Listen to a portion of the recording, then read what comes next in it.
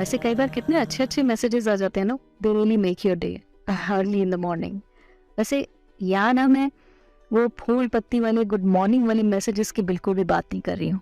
मुझे तो उनसे सख्त नफरत है। मतलब इतनी इंस्ट्रक्शंस देने के बावजूद भी आप किसी न किसी ग्रुप में जब होते हो ना, तो कोई ना कोई एक ऐसा होता है इस तरह का सैंपल, जिसे कितना भी आप कह लो पता नहीं क्या मज़ा मिलता है। मतलब वैसे किसी को मुंह से इतना गुड मॉर्निंग नहीं कहा होगा, लेकिन ये फॉरवर्ड्स करने में क्या मज़ा मिलता है। वेल मैं बात कर रही थी वो कुछ एक हेल्थ रिलेटेड, जो स्मार्ट हेल्थ रिलेटेड जो टिप्स होते हैं ना, मुझे बहुत अच्छे लगते हैं। और मेरी कोशिश होती है कि उसमें जो भी कुछ लिखा होता है, अगर मुझे लगता है कि मुझे अपने ऊपर अप्लाई करना चाहिए तो मैं करती हूँ, और इवन वो फॉरवर्ड भी करती हूँ। क्या पता अनजाने में किसी का भला हो जाए। एक बात बोलूं, कुछ ऐसे भी आते हैं ना गुस्से को कंट्रोल करने वाले, और उसमें कुछ ऐसे फैक्ट्स भी लिखे होते हैं कि 1 मिनट का गुस्सा आपकी बॉडी के इतने सेल्स को डिस्ट्रॉय कर देता है वगैरह वगैरह। मतलब बातें ऐसी होती हैं कि आई ओपनिंग वाली, बट जो उनके सॉल्यूशंस होते हैं ना, वो नहीं हो पाते। अब एक सिंपल सा solution, most of the time आपने पढ़ा होगा कि जब कभी आपको गुस्सा आता है तो लंबी सांस लो और 1 से लेकर 10 तक काउंटिंग करो, या फिर उल्टी काउंटिंग करो 50 से। अब ऐसे में एक पल के लिए जस्ट इमेजिन, आप किसी बिजी रोड पर जा रहे हो, बम्पर टू बम्पर ट्रैफिक चल रहा है, अचानक से पीछे से किसी ने आपकी गाड़ी को ठोक दिया। उस टाइम पर आप लंबी सांस लोगे, उल्टी गिनती गिनोगे, शायद नहीं, गाड़ी बंद करोगे और बाहर निकलोगे, और फिर मुझे नहीं लगता कि मुझे इसके आगे बोलना चाहिए। वैसे बाय द वे अभी ले ही लो लंबी सांस, अच्छा होता है हेल्थ के लिए। हाँ, वैसे कैसी लगेगी आपको इस तरह की फिल्म जिसमें ना कोई फन हो, ना कोई थ्रिल हो, ना कोई क्लाइमैक्स हो, और एंड भी हो तो वो भी एकदम थका। आपको लगेगा ना मेरे तो पूरे के पूरे पैसे ही बर्बाद हो गए, हम क्यों आए इसको देखने।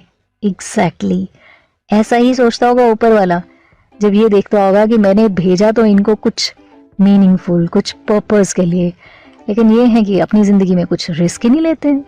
वेल करते हैं ना हम अक्सर इस तरह की चीजें। हमें पता होता है हमारा ट्रू पोटेंशियल, हमें पता होता है कि हम जहाँ पर हैं हम उससे कहीं ज्यादा कर सकते हैं, लेकिन कुछ अनजाने से डर, कुछ खो जाने का डर हमें हमेशा पीछे रोक देता है, और फिर हमारा जो फुल पोटेंशियल होता है वो कभी बाहर निकल कर आता ही नहीं है, और हम जहाँ होते हैं वहीं स्टैचू की तरह खड़े रहते हैं।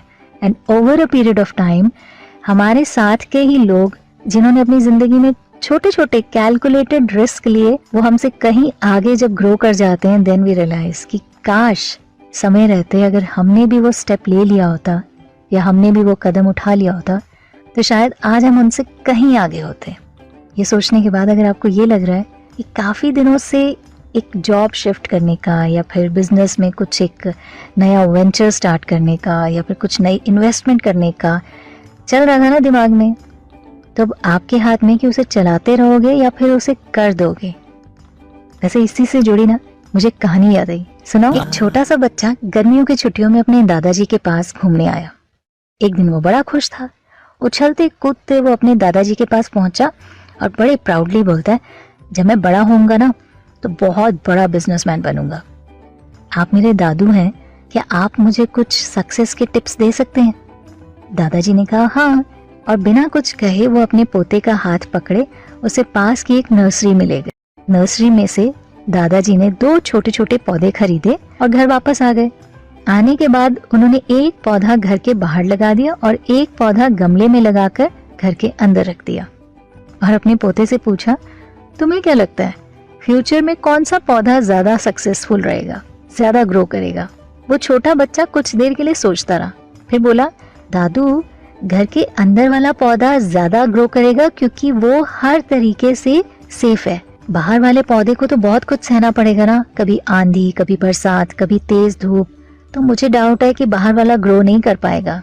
दादाजी बोले, चलो देखते हैं आगे क्या होता है। कुछ दिन के बाद उनके पोते की छुट्टियां खत्म हो गई और वो वापस अपने मम्मी पापा के यहाँ चला गया।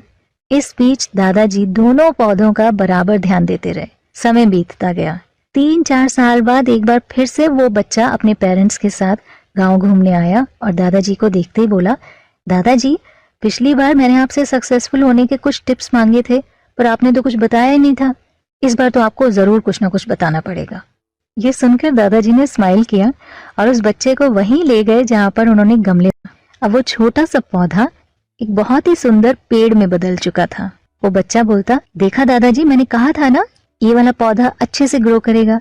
अच्छा बाबा अच्छा, पहले बाहर वाले का भी तो हाल देख ले। ये कहते हुए दादाजी अपने पोते को बाहर ले गए और बाहर एक बड़ा सा पेड़ बहुत ही प्राउडली खड़ा था। उसकी ब्रांचेस दूर दूर तक फैली थी और उसकी छांव में कुछ एक लोग आराम से बैठे बातें कर रहे थे। बेटा अब बताओ कौन सा पौधा ज्यादा ग्रो किया? दादाजी ने पूछा। बाहर वाला दादू। लेकिन ये कैसे पॉसिबल हुआ? बाहर तो उसे ना जाने कितने खतरों का सामना करना पड़ा होगा। फिर भी? इस पर दादाजी बोले, हाँ लेकिन चैलेंजेस फेस करने के अपने रिवॉर्ड्स भी तो हैं। बाहर वाले पेड़ के पास आजादी थी, वो अपनी जड़ें जितनी चाहे उतनी फैला ले, अपनी शाखाओं से आसमान को छू ले। तो बस इसी तरह तुम भी ध्यान रखना, जिंदगी भर सेफ ऑप्शन चूज करते करते तुम कभी भी उतना ग्रो नहीं कर पाओगे जितनी की तुम्हारी कैपेसिटी है। लेकिन अगर तुम सारे रिस्क के बावजूद इस दुनिया का सामना करने के लिए तैयार रहते हो तो तुम्हारे लिए कोई भी एम को अचीव करना इम्पॉसिबल नहीं है।